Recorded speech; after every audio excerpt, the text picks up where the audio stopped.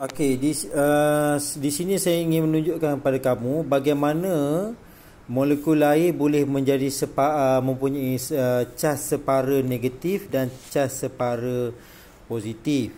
Seperti mana kamu tahu, air terdiri daripada oksigen, manakala dia ada satu lagi iaitu hidrogen. Ni hidrogen. Okey, ni atom hidrogen. Dua ni atom hidrogen, manakala satu ni atom oksigen.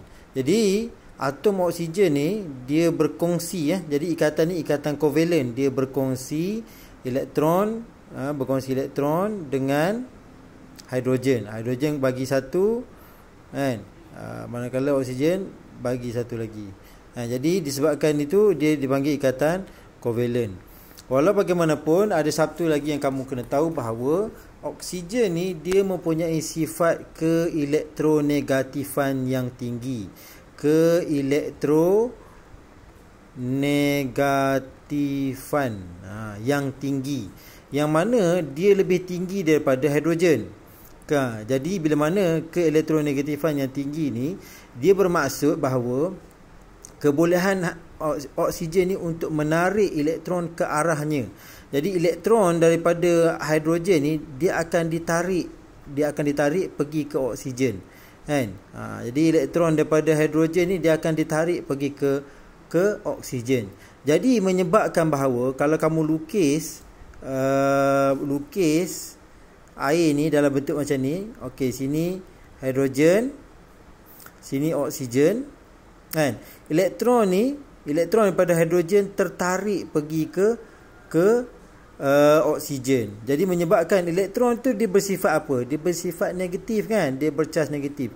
Sebab tu di bahagian sini, di bahagian oksigen ni, dia akan bersifat separa negatif. Manakala di bahagian hidrogen ni, disebabkan dia elektronnya tertarik pergi ke oksigen, di bahagian sini dia menjadi separa positif, kan? Dia jadi separa positif. Jadi di bahagian oksigen ni menjadi separa negatif, di bahagian hidrogen ni dia menjadi separa positif. Sebab itulah kita panggil dia sebagai pelarut berkutub. Kutub ni seperti mana kamu tahulah, dia ni kutub di bahagian negatif, sini kutub di bahagian positif. Jadi itu maksud dia. Jadi disebabkan itu dia mempunyai kutub, kamu tengok ni gambar ni separa negatif, ni separa positif. Jadi bila mana dia ada sifat cas negatif dan cas positif ni, cas negatif ni dia boleh menarik cas negatif. Cas negatif ni dia boleh menarik cas positif ion natrium yang terdapat dalam pepejal natrium klorida ni. Jadi bila mana dia boleh tarik, dia tarik menyebabkan kekisi. Kita panggil kekisi ion ni, pepejal sebatian ion ni, dia boleh diruntuhkan oleh apa? Oleh molekul-molekul air. Disebabkan itulah air ni boleh melarutkan garam ni, natrium klorida.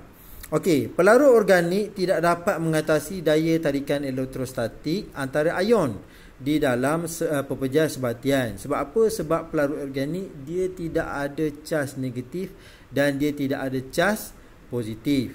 Oleh itu, sebatian ion tidak larut di dalam pelarut organik. Sebatian kovalen bersifat neutral, tidak membawa sebarang cas. Oleh itu, molekul sebatian kovalen boleh larut di dalam pelarut organik dan tidak larut di dalam air. Jadi dia terbaliklah.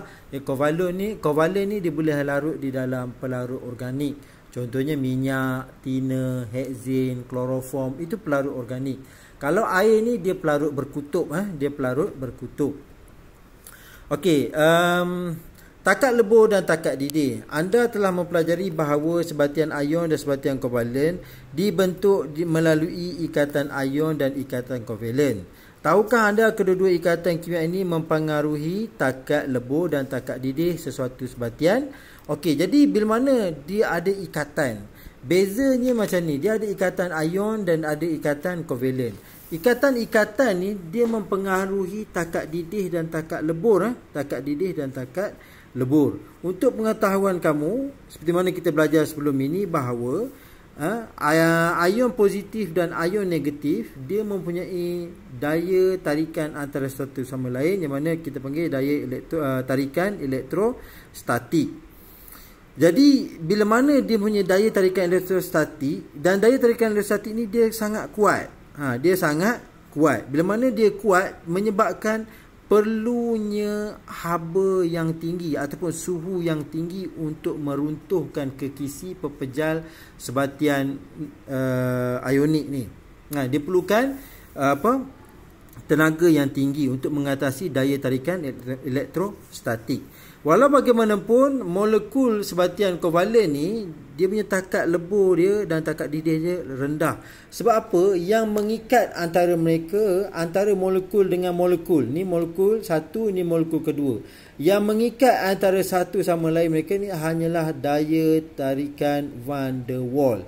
So daya tarikan van der Waals ni, okey, yang ni sekarang ni saya nak beritahu kamu, yang ni dia berbeza dengan etanol tadi, yang kisah yang saya cerita kepada kamu tadi, yang mana dalam muka surat sebelum ni saya ada beritahu kamu mengenai etanol.